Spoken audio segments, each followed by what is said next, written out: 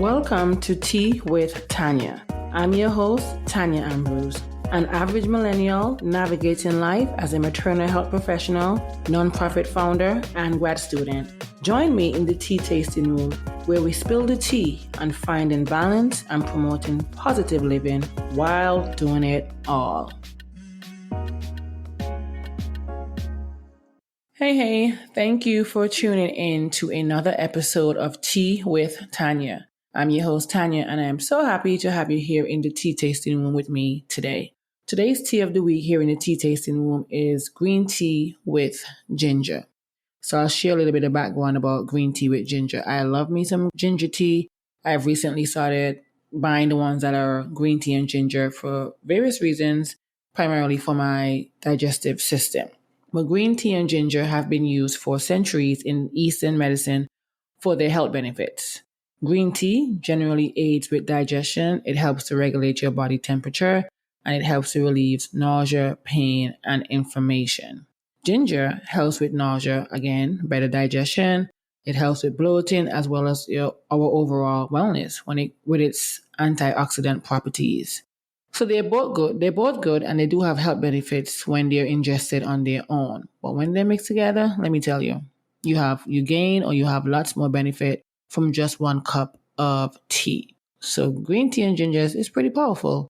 One of the reasons why I'm drinking that tea specifically this week, because a few days prior to me recording this podcast episode, I did something that I've been wanting to do for a very long time as it relates to self-care or my health and my wellness, primarily for my health and wellness, because and this is going to be a little bit TMI, but I'm going to keep it cute. I'm going to keep it not as, PG a little bit. My digestive system is not functioning as well as I would like for it to function as a 33-year-old young woman. Okay. So this week I went and got me a colonic. And let me tell you guys, if you're someone that maybe struggle with irregular bowel movements, or you just need to remove whatever toxins from your body, I highly recommend you getting a colonic. A friend of mine, shout out to Lala, told me about this many years ago when she did one, but I chickened out or I punked out. I didn't want to do it.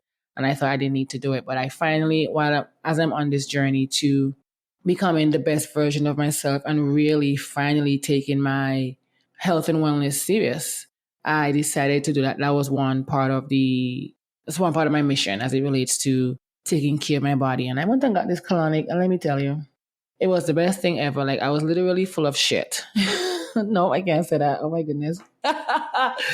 Anyway, but one of the reasons why I did the colonic was because I wanted to rid my body of any toxins. I wanted to feel better. I didn't like how I was looking, as far as how bloated I was, how I was feeling, the fatigue, all of these different things. And I did my research and found out that, when you get a colonic done, sometimes you end up feeling lighter, you feel much better.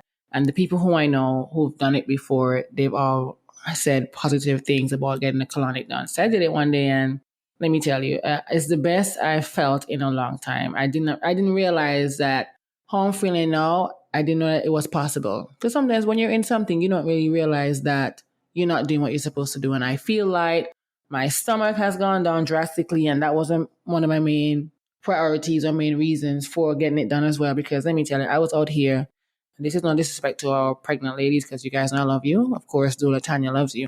But I was out here looking like an 8-month pregnant woman, belly wise. Like, I could not have this. No, I'm down to like a 2-month belly. But I just did it for the first time, and the lady that did it, she recommends that I do 3 rounds. I do have another one that I'm going to be doing again coming up, and then another one. And of course, with that, you have to eat clean, eat right. And you guys know, if you listen to previous episodes, that I've been on this journey to eating clean as well. So I decided that I will drink some ginger tea with some green tea to help with my digestive system, and just to make sure that I'm doing and taking all the necessary steps to go back to where I was before I got this colonic done. So definitely, I am grateful for that. So that's one thing that I did as far as self-care, or one thing that I did that's been on my to-do list or my goals list for the week. So I did that. So I hope you guys would have done something for yourself. I hope you've done something for yourself from the last time you heard my voice to this week listening to this podcast. If you haven't already, make sure you plan to do something for yourself. It could be small, it could be sitting with a glass of wine or just sitting on your couch watching a TV series or a movie or something. Just do something for yourself. It doesn't matter how big or small it may be. So yeah, so that's my update for this week, and that's why I chose this week's tea. That's what I've been drinking morning and night as well. So and it's pretty good. Just add a little bit of honey, and it's awesome. All right. So for our affirmation of the week, the affirmation is I focus on my commitments and I follow through. I'm going to say it again. The affirmation for this week on Tea with Tanya is I focus on my commitments and follow through. That's a very powerful affirmation because when I thought about it, I was thinking to myself, wow, I have some issues. I was having some issues rather when it comes to following through with my goals and the things that I set for myself, and I no longer want to do that. So as I continue this new season, which is all about goal setting and, our journey on our wellness journey, if you've been following along for the past couple of weeks, I hope you've been enjoying the episodes because I enjoy the opportunity that I'm getting to speak to you directly and for you to get to know me a little bit better. So when I'm talking about certain things, you can put two and two together so that the math can actually match.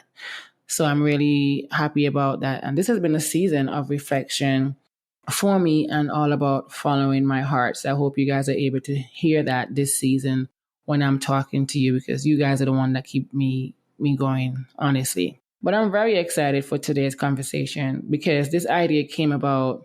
When it came about, I could not wait to talk about it because I just had to get it on this podcast. And, recently I sat down with my podcast editor, and let me tell you, I know I keep mentioning her in my podcast, but she doesn't realize that she's an angel from above that has truly ignited the passion that I have for recording my podcast episodes and making sure that I'm being consistent so that I can maintain my goals. So if you haven't seen already, you will see that the topic for today is about maintaining and staying consistent with our goals or on top of our goals as we go forward and try to finish out the rest of this year. So a few days ago, I found myself rushing through my morning routine. Mind you, I had no reason to do that because I'm not truly a morning person. So there was just no reason for me to be rushing through anything. My alarms, I have several different alarms, and not because I know some of you have different alarms so that you can wake up because you don't hear your alarm. Not for me. My alarm, I have different times. One is for me to get out of bed. The other one is for me to make sure I'm staying on track as it relates to my time in the morning because I have a morning routine. I have to make breakfast. I have to do this. I have to work out. I have to get to work on time. So that's what my alarms are for. One for waking up, and my alarms are set for 6:15 essentially to get up officially from my phone. But my internal clock goes off around 4:30 or 5. So I'm usually up then. If it goes off at 4:30, this is my internal clock, I'll just lay in the bed in a moment of silence. And then once it gets to 5, I'm usually up. That's when I'll have a cup or a 16-ounce bottle or 16-ounce cup of lemon water. Or sometimes it may just be regular water depending on how I'm feeling that morning. And of course, it's room temperature because that's my preference, especially that early in the morning because I'm trying to consume more water. So it's really why I'm starting to drink. My water drinking starts between 5 and 5:30 because I'm trying to get to at least 100 ounces a day. Most times I'm hitting like 80, 90 something because I've come a long way. But I really am trying to consume more water. So that's why I do drink. I start drinking that early and I drink every hour until, let's say, around 8 p.m. At first, it was always 6 p.m., but I'm realizing as I'm working out and I'm eating better, I need more water in my system. But nevertheless, the moral of the story is I found myself rushing through my morning routine. And my morning routine, it's flexible, but it's pretty constant for the most part. Like I get up in the morning, depending on what time my body decides to wake me up. If it's 4:30 or 5, 4:30 to 5, I'm basically just sitting in silence, not doing anything. And it's usually when my brain is at its most quietest. Not quiet, but it's when it's not running a mile per second or mile per minute. So I will do that. And then I will read my Bible app. I go to the Bible app, read the scripture for the day, go through that whole, the meditation, everything that you have. If you have the Bible app, you should know what I'm talking about. And then I'll do a meditation from the Insight Timer app. Sometimes it depends. It could be 10 minutes. It could be 15. It could be 5. And this morning, I legitimately, because I was rushing, I chose a 53-second meditation. Mind you, the one that I chose, it was really, really good. And it spoke to me. So I've been doing that along with another meditation in the mornings because that 53-second one really truly is. It represents where my life is at this point in time. But I chose the 53 seconds at that time because I wasn't in the mood to do my meditation, which is crazy. Then after meditation, I'll do some gratitude journaling and these different things. But that day I ended up missing a day in the Bible app. I ended up missing writing in my gratitude journal, and I ended up missing my meditation because, bottom line, that would be the day after, because I was just rushing. And if you use the Bible app, you know how devastating it can be to lose your streak and have to start over. And mind you, I had to start over again.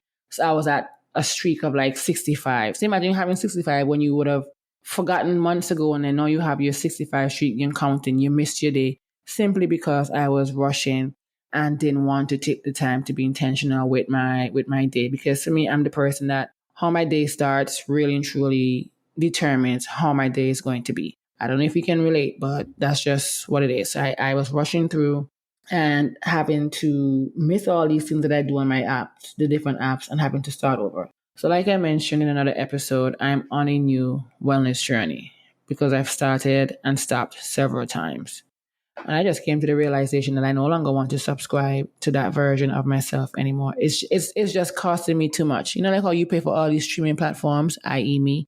You have your HBO Max, your Netflix, your Hulu, your Peacock, all Disney Plus, all these different things that you pay for monthly. And sometimes you may not even use these streaming platforms, again, aka me. But I realized that I really no longer want to subscribe to the version of myself where I'm not taking my health and my wellness seriously, because it costs me a lot.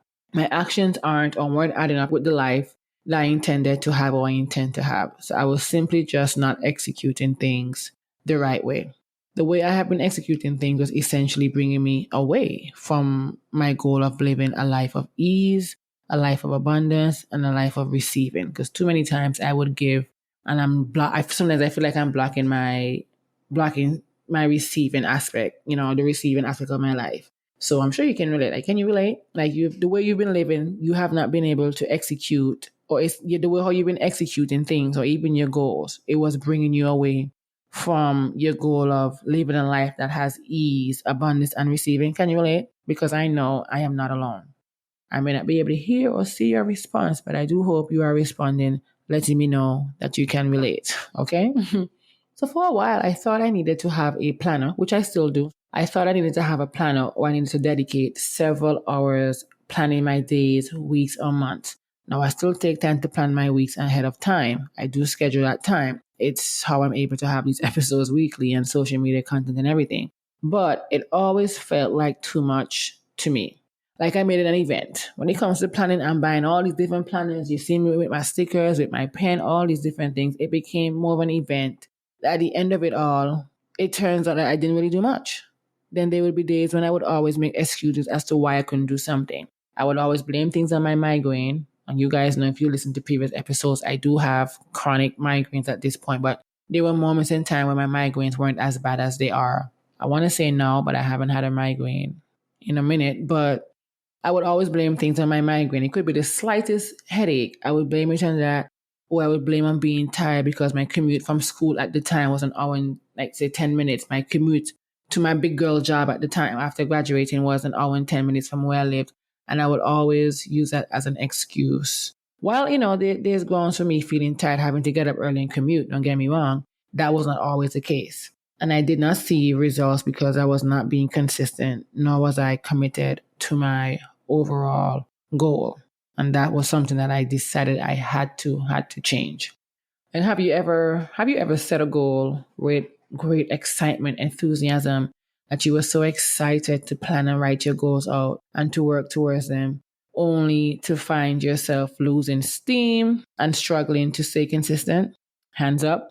Well, you're not alone. You are absolutely not alone. And in fact, maintaining consistency is one of the biggest challenges many of us face in our path to success. I'm going to say that again.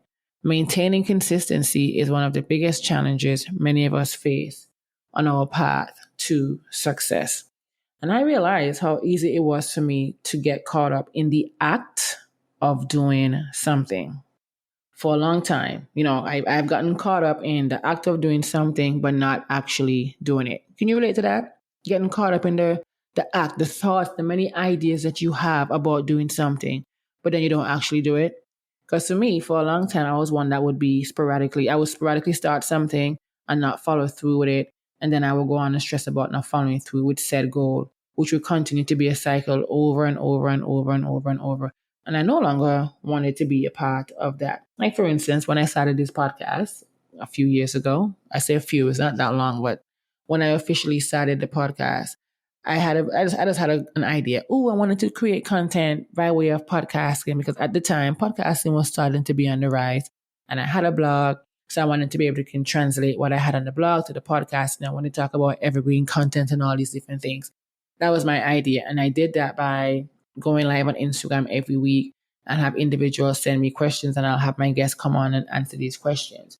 But I started this podcast from that, essentially had a plan in my mind, never wrote it down, was not doing any research before recording an episode. I was just talking out of my head. I mean, some of the things that I was saying, they did make sense, but I'm realizing as a podcaster, you have to actually do your research when you're talking about certain topics, because I can't be here talking to you here in the tea tasting room and not have facts or evidence to back up what I'm saying, or not necessarily researching and living certain things so I can come and talk to you. And for a while, I was not doing that. And it became stressful. And that's why I would have started and I would stop the podcast. And ever since I've had this podcast, this year, 2023, is the first year that I've been consistent with weekly episodes from January up until, what month is this now? June, July. This is the most consistent I have been. So I realized I needed to live the life that I want now, or get as close as I possibly can compared to where I am now or where I was. So I had to pivot. I had to make some changes because it was just not it for me. It was causing me more stress than anything else. So those are just some of my examples of how not following through and executing can have an impact on me or even you living your dream life. So I really want to encourage you to do some reflection and ask yourself, what is it that you truly want? Where do you want to go? How do you want to feel? And how can you create that with where you are and what you have? What can you do to maintain and stay consistent with your goals? All these are questions I want you to think about and reflect as you are thinking about how you can maintain and be consistent with achieving or working towards your goal. Because believe it or not, when we create an environment to facilitate our goals, it makes life easier.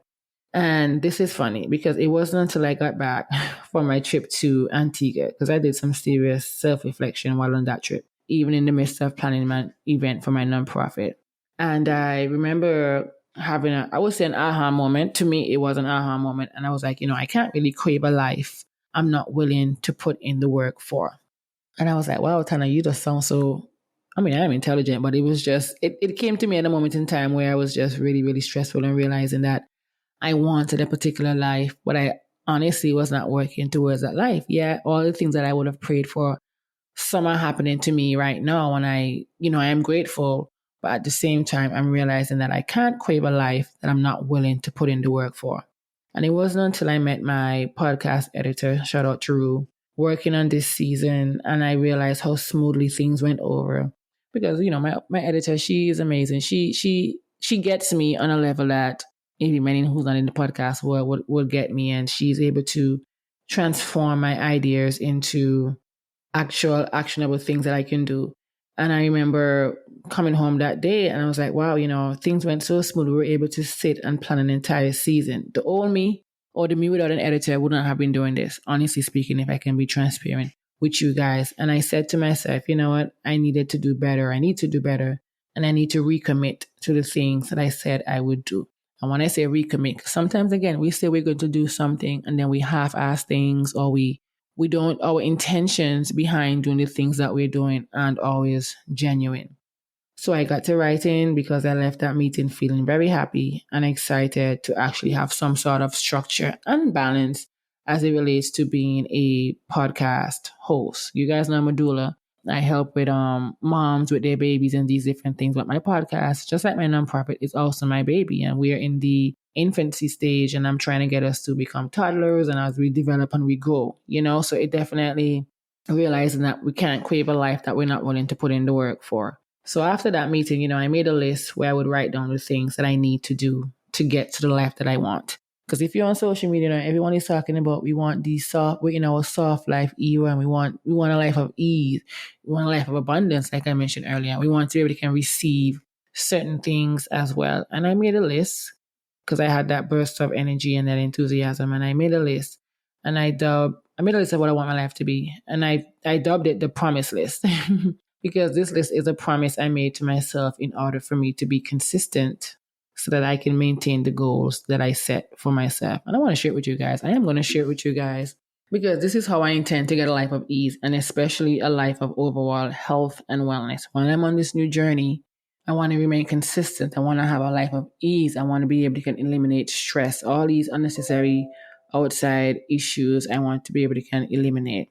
So I dubbed it the promise list because it's my way of showing up for myself and keeping the promises I made for myself, holding myself accountable. It can be hard. We tend to keep, but what I'm realizing is we tend to keep our promises to others more than ourselves. Can you relate to that? Because I know that used to be me, me, me. I would drop what I'm doing to fulfill a promise to other people, leaving myself in a hole or in a situation that I know I could not afford to be in.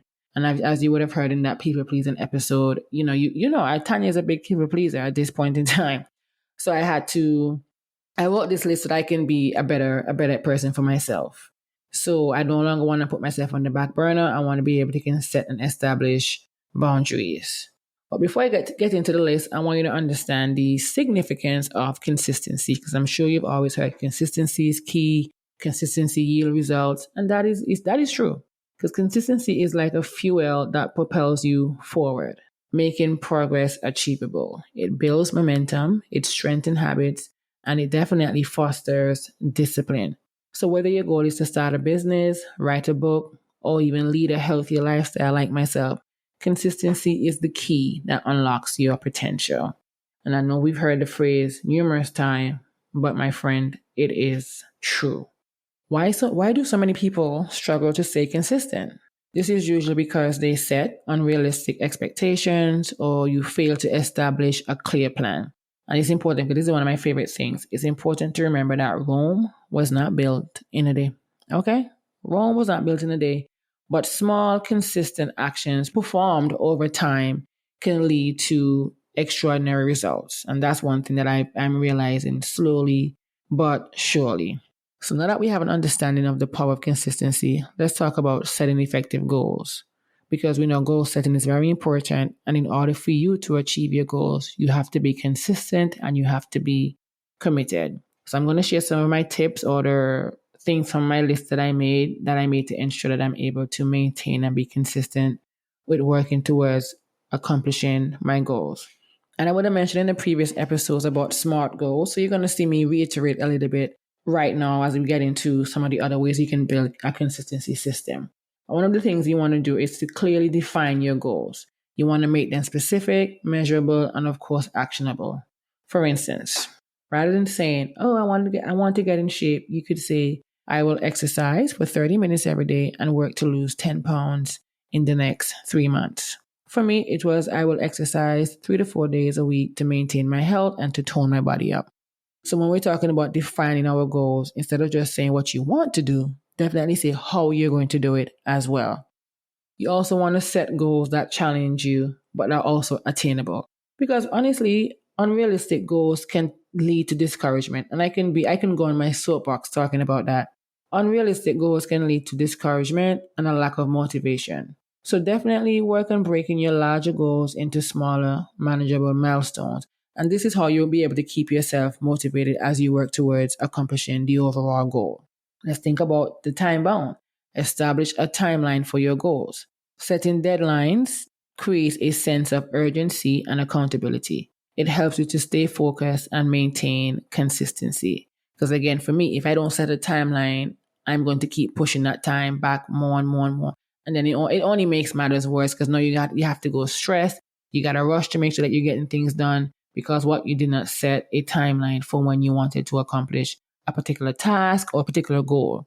Sometimes we want to have accountability partners, and I'll talk about that later, but setting a timeline for the things that you want to achieve definitely is going to keep you accountable within yourself and not just having to depend on someone to do that.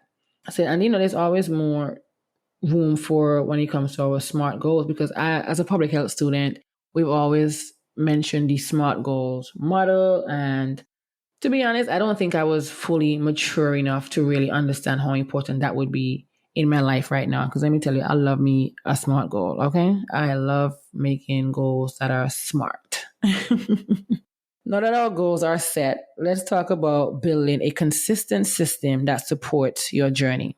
So here are the things that I have on same said promise list. So I hope that these things from my promise list will help you to stay on track. Even if after you're listening to this, I also would like to hear what you're doing to keep the promise to yourself.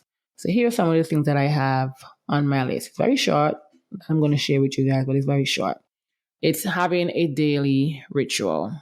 That has been key for me.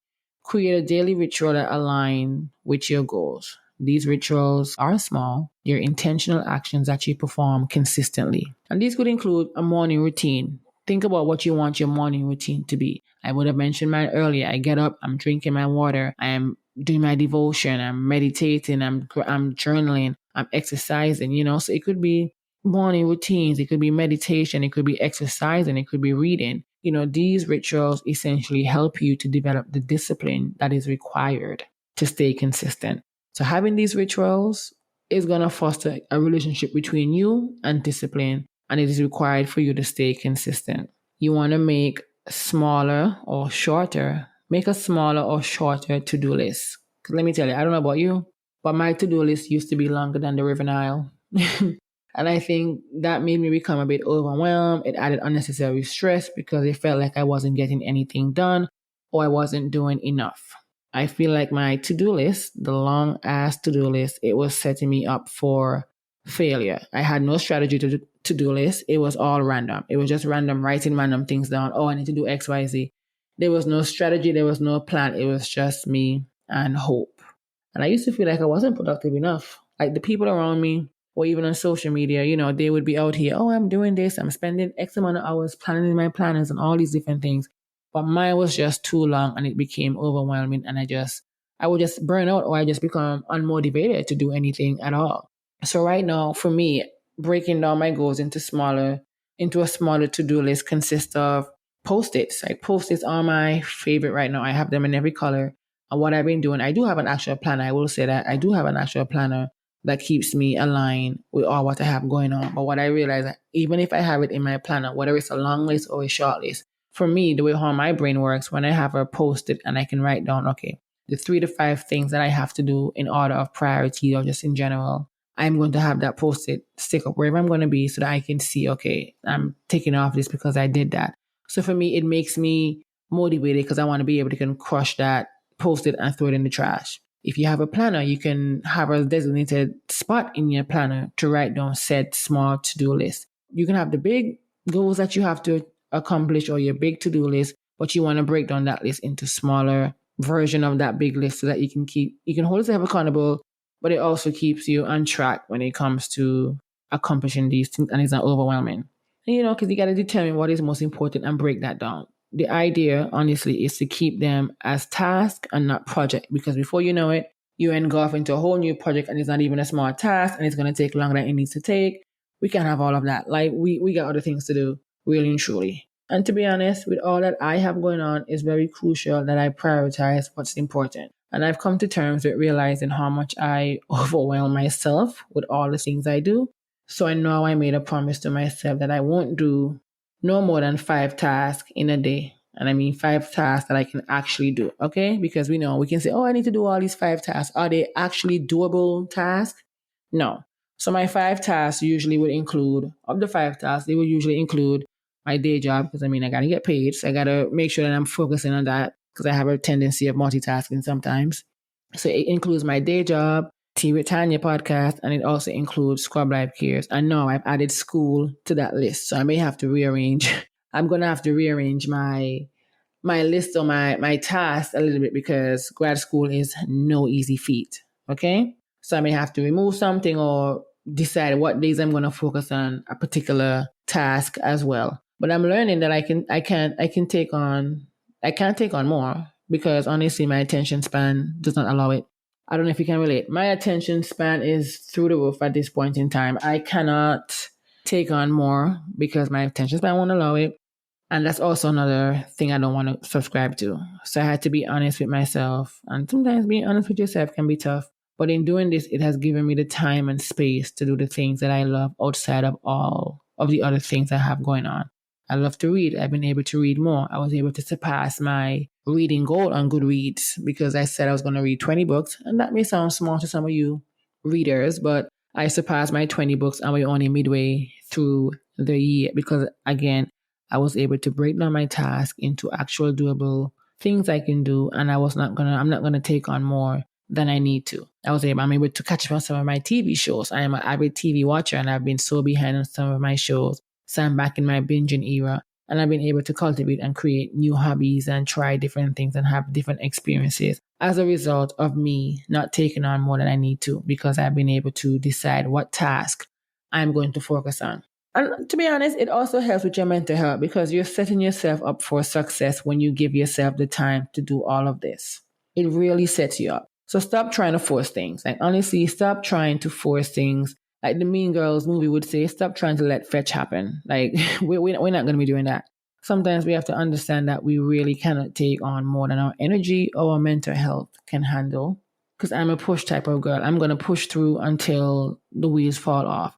And I'll force myself to do things even when I'm at my capacity. And right now, I no longer want to subscribe to that either. I'm canceling that subscription to pushing through when I'm at my capacity. I'm going to say it again. I am canceling my subscription to pushing through even when I'm at my capacity. I can't do it anymore. I just can't. And then I tend to detach from time, which is also a stressor for me because when I feel out of nursing school, I oftentimes told myself, oh, you're this age and this is how you're going to be and you're getting older. And I always would place age and time on myself. And that would be a big stress for me. So I would detach myself from time. What's supposed to happen is going to happen. So now I'm in my embracing time era and I'm trying to have a healthy relationship with time. I know that time is not essentially going to run out because what is for me will be for me. And my mantra in life is nothing happens before it's time. Because we spend too much time thinking about time and sometimes that can block our blessings or block the space for us to receive. So that's something for you to keep in mind. And I'm on my journey to becoming healthy. And one of the things I do daily is stretch. You're probably thinking, Tanya, why is this even on your to-do list? But I grew up playing sports and I am not as active anymore. And I'm just stiff. I'm being stiff body gal. Like I can't be out here. I'm stiff. I need to be able to can move my limbs and be flexible. So I have now added stretching in my morning routine. Because I'm sure if you're listening, when you get up in the morning, the first thing you probably do is stretch. And I'm gonna be transparent. I have not been doing that for a long time. And it only dawned on me when I really decided that I needed to be more mindful and intentional when it comes to my daily routines. So I bought this book from Five Below, all about stretching, and I've been, on my YouTube university doing what I have to do. So every morning I do stretch from my face, go down my entire body, and I'm feeling a difference. Now, how is this important to maintaining your goals? Well, I can't be working out and doing everything else to have the body I desire without stretching. And like I said, I've been too stiff for my liking. So stretching helps me to loosen up a bit. And there are also so many benefits to stretching. I mean, it releases energy, it releases your stress. Many of us are walking around, carrying around stress internally. It helps to increase blood flow to your muscles and it relaxes your nervous system and calms the mind. Who knows? One day you might be able to see me jump in and do a split without having to think. And then as I'm wrapping up, the other one is accountability partners. You can find an accountability partner in a friend, maybe join a community group or at the gym or whoever it may be. There's so many resources out there now, people who are pursuing similar goals to you or even just pursuing their goals. Because, sharing your progress or challenges and even your successes with others, creates a supportive environment that boosts motivation and maintains accountability. And I can attest to that. That's one of my biggest things. Having accountability partners or community, a village of people who support you and can keep you accountable when you say you're going to do something. And then you want to just reflect, like regularly review your progress and see where you are And if you're not where you want to be, think about ways in which you can make adjustments along the way. Because one thing I do know, life is very, very unpredictable. It's unpredictable and our circumstances can change at any given minute. So when you're able to evaluate your actions and your outcomes, we're able to identify what's working and what needs adjustment. Flexibility, I will say, flexibility is the key to maintaining consistency. I'll say it again. Flexibility is key to maintaining consistency. You're not going to be the same daily. And it's why we talk about making realistic to-do lists with doable tasks. Because our energy, especially for me as a woman, as someone who menstruates, my energy is not going to always be the same on any given day. Because we have all these different phases of our menstrual cycle. So when you think you're getting a break, you're not. You got to deal with the menstrual phase. You got to deal with, there's so many different things. So your energy is not going to always be the same. So you want to make sure that you're making realistic and doable tasks. One of the most common challenges, rather, that hinders many of you or many of us when it comes to consistency is motivation. And what I've come to realize in recent times is that motivation is not constant. It is just not.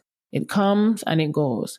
And instead of relying solely on motivation, maybe think about working on cultivating discipline. Because we talk about trying to maintain our goals and being consistent. But in the midst of doing all of that, you also have to work on cultivating the discipline. Because if you don't have the discipline, then how are you going to be consistent? How are you going to work towards all of that? You have to create and cultivate discipline.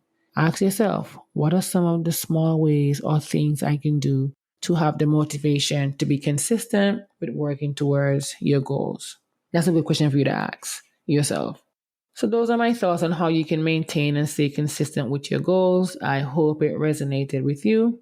I would definitely love to hear your thoughts on creating an environment or a space that allows you to consistently work on your goals and what you're doing to maintain them.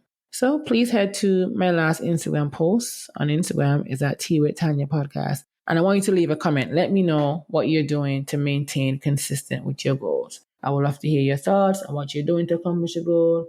I want to hear more. I just want to hear more about what you're doing. Let me know what resonated with you from this episode, but definitely go to that Instagram, Tea with Tanya podcast, and leave a comment there on our latest post. Let me know what you're doing to maintain consistent with your goals. And I want to thank you so much for tuning in. I truly appreciate you tuning in weekly and joining me in the tea tasting room. I don't have the words to fully explain how I feel and how grateful I am to you as a listener, because you're the one that keeps this podcast going. And for that, I am truly grateful for your support. Thank you for joining me for another episode of Tea with Tanya. If you like this episode, be sure to share it with a friend. Don't forget to follow on Instagram at Tea with Tanya podcast. Be sure to subscribe to the weekly Tea Talk newsletter. And of course, rate on Apple or Spotify and subscribe wherever you listen. See you next time. I love you for listening.